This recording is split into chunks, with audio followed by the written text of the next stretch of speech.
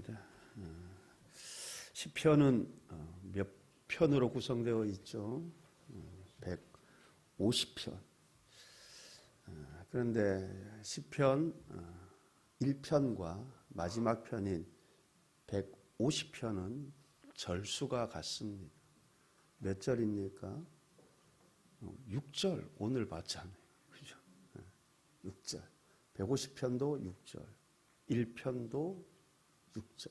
참고 삼아 그냥 말씀드리면, 그럼 제일 긴 절수를 가지고 있는 성경은 119편.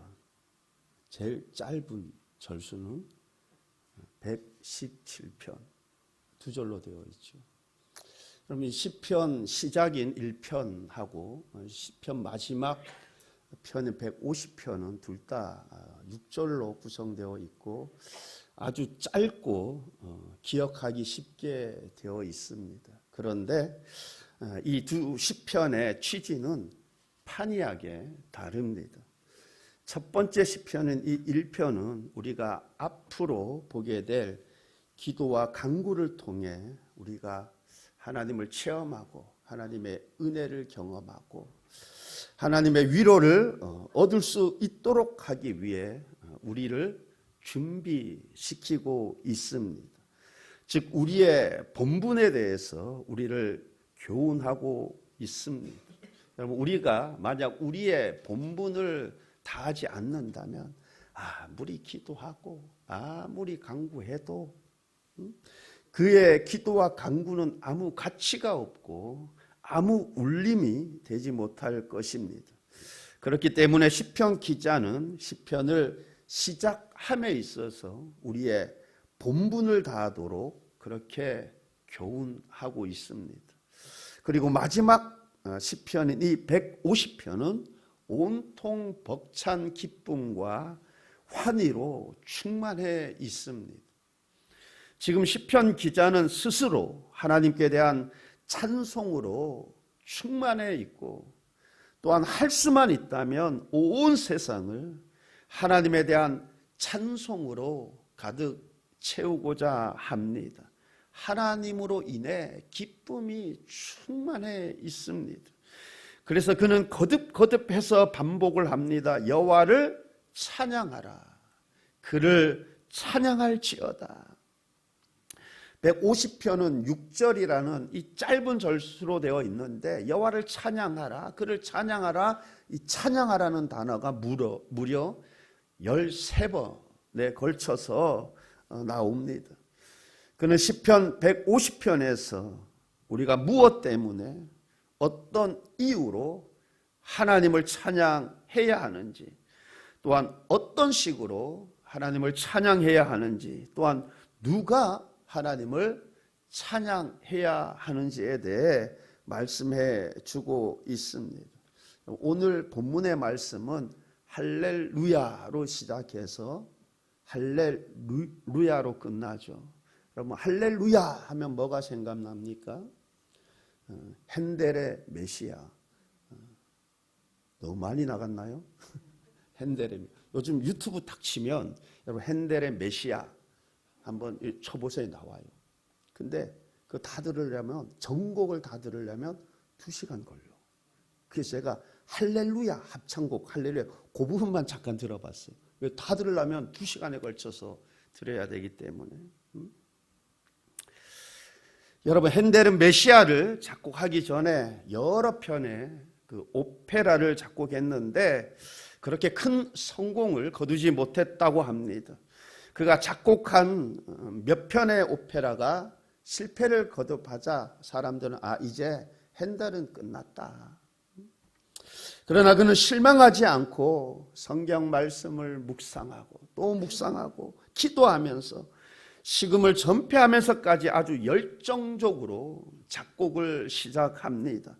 그렇게 시작한 지 불과 24일 만에 연주 시간이 2시간에 달하는 메시아라는 대작을 완성하게 됩니다. 기회가 되면 한번 핸델의 메시아 들어보시기를 바랍니다. 핸델은 합창곡 44번인 할렐루야를 할렐루야 작곡을 마쳤을 때 감격의 눈물을 흘리며 이렇게 말했다고 합니다. 내 앞에 영광스러운 천국이 나타나는 것과 나의 위대하신 하나님을 보았습니다. 합창곡 보니까 할렐루야 할렐루야 그럼 들어보면 굉장히 막 웅장하거든요. 1744년 3월 영국 런던에서 황제 조지 2세의 참석하에 첫 공연을 시작하였는데 이 마지막 할렐루야 합창이 나오자 황제가 큰 감동을 받아 자리에서 벌떡 일어났다고 합니다. 그것이 관례가 되어서 오늘날에도 할렐루야 합창이 울려 퍼지면 관객들은 모두가 자리에서 일어난다고 합니다. 그런데 제가 요즘 들어보니까 자리에서 안 일어나던 것 같은데 네? 한동안 그렇게 일어났는데 그 전통도 좀 이렇게 없어지는가 봐요. 여러분 이 시편 150편은 1차적으로 노래하는 일과 악기를 다루는 자들인 이 레인들을 의도한 것으로 보여집니다. 그들로 하여금 그들의 직분을 다하라고 촉구하고 있습니다. 그렇지만 우리는 이 시편이 하나님에 대하여 영적인 제사장이 된 우리를 향하여 지금 말씀하고 있는 것으로 받아들여야 할 것입니다. 지금 시편 기자는 찬송하라는 이 외침을 반복해서 말씀하고 있는데 왜 그렇습니까? 찬송은 우리에게 필수적인 본분이기 때문에 그렇습니다. 그런데 가만히 보면 우리가 찬송에 열정적으로가 아니라 얼마나 냉담한지 모릅니다. 보면 어떤 분은 이따금 뭐가 그렇게 불만이 많은지, 그죠? 얼굴이 불만이 많은 채로 붕어처럼 입만 열정적으로 막 하나님을 찬양해야 하는 것이 우리의 본분인데,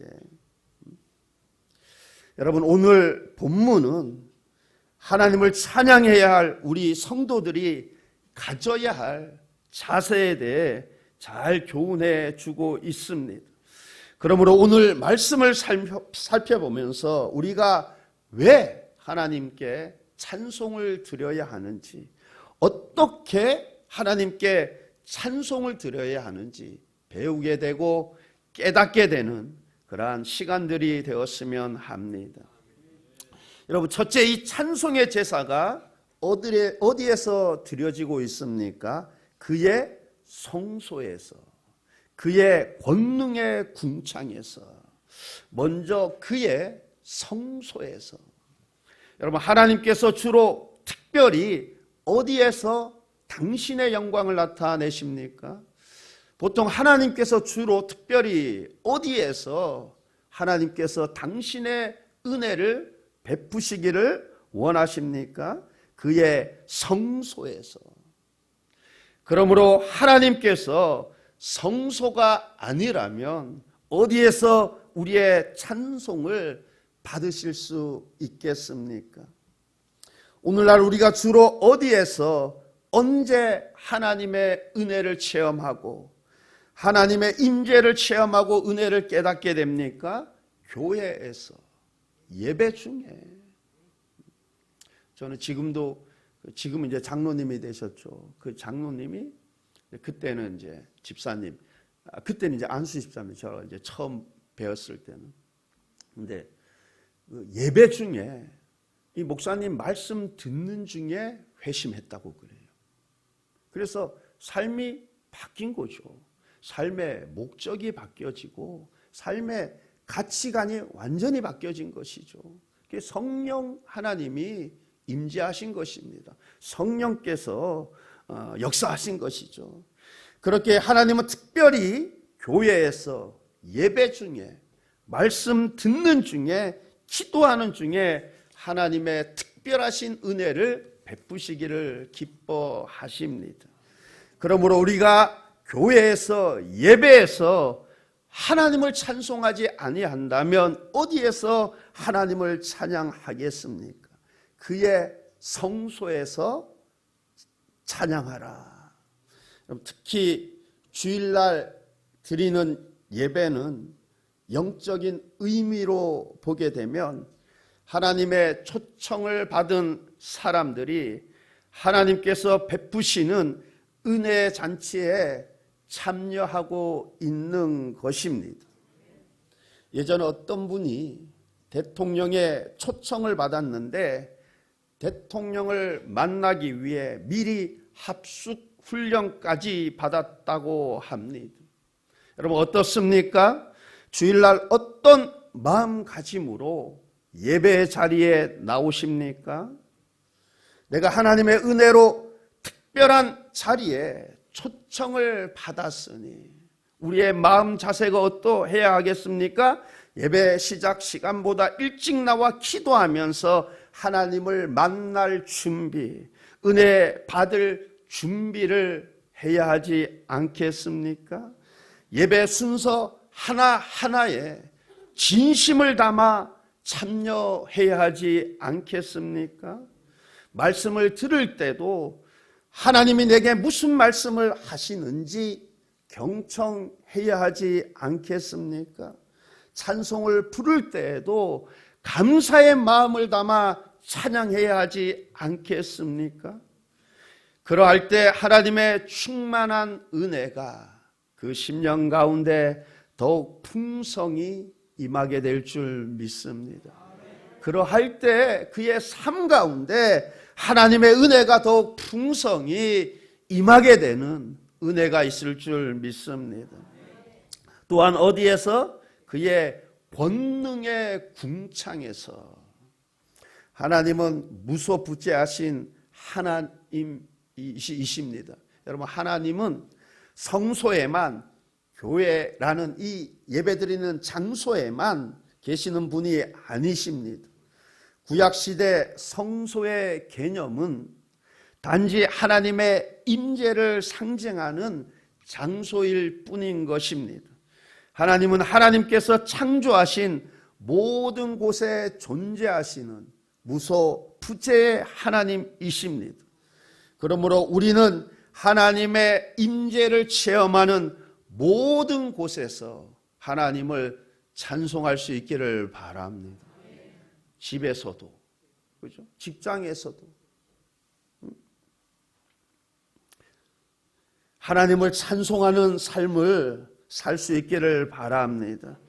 그렇게 우리의 입술로 하나님을 찬송하고, 그런데 우리의 입술뿐만이 아니라 우리의 삶을 통해 하나님 말씀에 순종하는 순종의 삶을 통해 하나님을 찬송케 되는 은혜가 있기를 바랍니다. 둘째, 어떠한 이유로 이러한 찬송의 제사가 드려져야 합니까?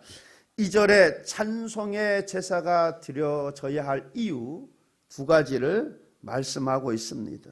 먼저 그의 능하신 행동을 찬양하며, 그의 능하신 행동을 찬양하며, 우리가 하나님의 능하신 행동을 기억한다면, 하나님이 나에게 베푸신, 나에게 행하신 하나님의 능하신 행동을 내가 생각한다면 하나님을 찬양하지 않을 수 없을 것입니다. 하나님께서 우리에게 하나님의 권능, 하나님의 힘을 보여준 일들이 얼마나 많습니까? 국가적으로 뿐만 아니라, 교회적으로 뿐만 아니라, 개인적으로 하나님께서 하나님의 권능을 보여주신 일들이 얼마나 많습니까? 한번 되돌아보시기를 바랍니다. 불가능한 일을 가능케 하신 하나님의 능하신 행동을 기억해 보시기를 바랍니다. 요즘은 의료 환경이 너무 좋아져서 제가 어렸을 적만 해도, 제가 중학교 3학년 때 같이 잠깐 이렇게 좀 친하게 지냈던 친구도 아버님이 암에 걸리셔서 집이 잘 살았는데 그때 이제 잘 살았으니까 서울에 있는 큰 병원으로 간 거죠. 근데 결국은 이제 소천했어요. 제가 어렸을 적만 해도 암에 걸리면 뭐예요? 거의 그냥 사망이죠.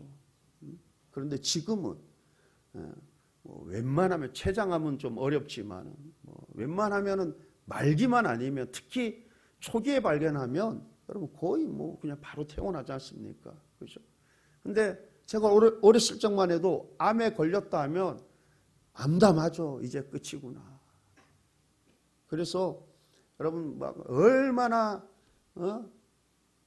하나님께 많이 부르짖고 또 그로 인해서 좀 하나님께서 그 자기에게 베푸신 그 은혜, 그 능하신 행동들을 얼마나 많이 경험하였습니까? 여러분 질병 치유뿐만 아니라 일상의 삶 속에서 능하신 하나님의 역사들 얼마나 많이 체험했습니까? 저도 보면 순간순간 아찔했던 적 참 많습니다. 하나님의 크신 팔로 하나님이 붙드셨구나. 여러분 모두가 앞으로도 쭉 계속 더 많은 더 큰 하나님의 능하신 행동들을 체험할 수 있기를 바랍니다. 그러면 시편 1편부터 제대로 봐야 되는 거예요.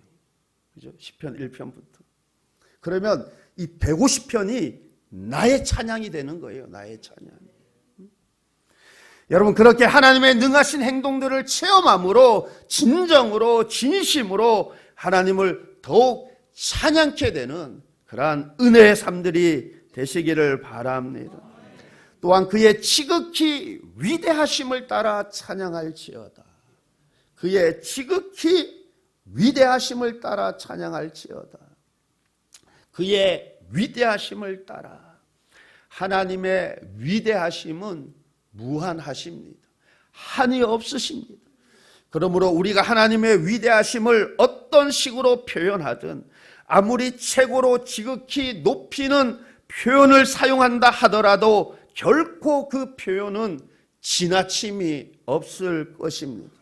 우리가 아무리 하나님에 대하여 온갖 찬양의 말들을 쏟아내더라도 결코 과장됨이 없을 것입니다.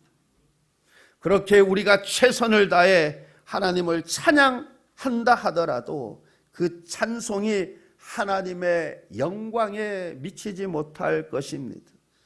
그런데 우리가 우리의 마음을 다하고 진심을 다해 하나님께 찬송을 올려드리지 않는다면 어떻겠습니까? 우리가 하나님의 능하신 행동, 하나님의 위대하심을 딱 두 가지 꼽는다면 하나님의 창조 사역과 하나님의 구속 사역을 꼽을 수 있을 것 같습니다. 우리가 하나님의 창조 사역을 보노라면, 우리가 하나님의 구속 사역을 보노라면 우리가 그 무엇으로도 그 영광을 다 표현해내지 못할 것입니다. 우리가 올려드리는 그 어떤 찬양도 그 하나님의 위대하심에 미치지 못할 것입니다. 그렇습니다. 하나님은 우리가 생각하는 그 모든 것을 훨씬 뛰어넘어 존재하시는 하나님이십니다. 우리가 그 하나님을 기억하며 우리의 마음을 다해 진심을 다해 하나님을 찬송할 수 있기를 바랍니다. 여러분 셋째, 이 찬송의 제사가 어떤 방식으로 드려져야 합니까? 3절로 5절 말씀입니다. 나팔 소리로 찬양하며 비파와 수금으로 찬양할지어다.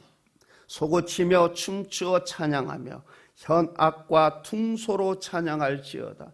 큰 소리 나는 제금으로 찬양하며 높은 소리 나는 제금으로 찬양할지어다. 할 수 있는 모든 악기들을 다 총동원하여 하나님을 찬양하라 합니다. 여러분 그렇죠. 한 악기보다는 두 개의 악기가, 두 개의 악기보다는 세 개의 악기가.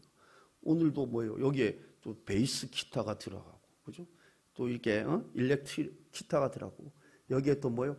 이거도 들어가고, 이거도 들어가고 이러면 여러분 얼마나 막 웅장하고 풍성하겠습니까? 여러분 그러나 이것은 문자 그대로 많은 악기들을 동원하라는 의미를 넘어서 우리에게 무엇을 말씀해 주고 싶은 것입니까? 우리의 최선의 것으로 감동된 마음으로 하나님을 찬양하라는 것입니다. 여러분, 하나님의 귀에 최선의 최고의 찬양은 어떤 찬양이겠습니까? 많은 악기가 동원된 찬양, 멋있게 연주되는 찬양, 잘 부르는 찬양, 물론 중요합니다. 그러나 더 중요한 것은, 즉 하나님의 귀에 가장 좋은 찬양은 그 찬양 속에 담겨 있는 마음입니다. 그 찬양 속에 담겨 있는 믿음입니다. 진실되고 감동된 마음인 것입니다. 만약 아무리 많은 악기들이 동원되고 찬양을 멋들어지게 잘 부른다고 해도 그 찬양 속에 믿음이 진실된 마음이 없다면 하나님께서 그 찬양을 결코 기뻐 받지 않으실 것입니다. 그러므로 강한 믿음으로 하나님을 찬송할 수 있기를 바랍니다. 하나님을 전적으로 신뢰하는 마음으로 하나님을 찬송할 수 있기를 바랍니다. 흑암의 권세들을 믿음으로 이긴 충만한 기쁨으로 하나님을 찬송할 수 있기를 바랍니다. 하나님을 향한 간절함과 사모함으로 하나님을 찬송할 수 있기를 바랍니다. 무엇보다 장차 올 하나님의 영광의 나라에 대한 살아있는 소망과 기대로 하나님을 찬송할 수 있기를 바랍니다. 여러분, 우리가 하나님을 찬송하는 데 있어서 여러분 악기들이 엄청 동원되잖아요. 이건 무엇입니까? 최선을 다해서 하나님을 찬양하라는 것이죠. 그런데 여러분, 이 모든 악기들 잘 부르는 것 중요하고 다 중요하죠. 그런데 그것 넘어 지금 무엇을 말씀하고, 최선의 것, 하나님의 귀에 가장 좋은 최선의 것은 무엇입니까? 우리 마음이에요. 마음. 그런 강한 믿음과 진실된 마음으로 하나님을 찬송할 수 있기를 바랍니다. 여러분, 넷째, 누가 이 찬송의 제사를 드려야 합니까? 6절입니다. 호흡이 있는 자마다 여호와를 찬양할지어다. 할렐루야. 여러분, 호흡이 있는 자마다, 즉 모든 인생들이 하나님을 찬양하라는 것입니다. 요한 계시록에 보게 되면 요한이 환상 가운데서 하늘 위에와 땅 위에와 땅 아래에 있는 모든 피조물들이 하나님을 찬송하는 것을 듣습니다. 나에게 호흡이 있습니까? 이 호흡을 가장 가치 있게 잘 사용하는 것은 바로 하나님을 찬송하는 것입니다. 이것보다 호흡을 더 가치 있게 사용하는 것은 없습니다. 호흡이 우리의 일부이듯이 찬송도 우리 삶의 일부가 되시기를 바랍니다. 찬송이 우리에게 공기와도 같아서 우리가 찬송 없이는 살 수 없는 그런 삶이 되시기를 바랍니다. 지금 호흡이 있죠. 호흡이 없다면 여기 앉아 계실 수 없는 것이죠.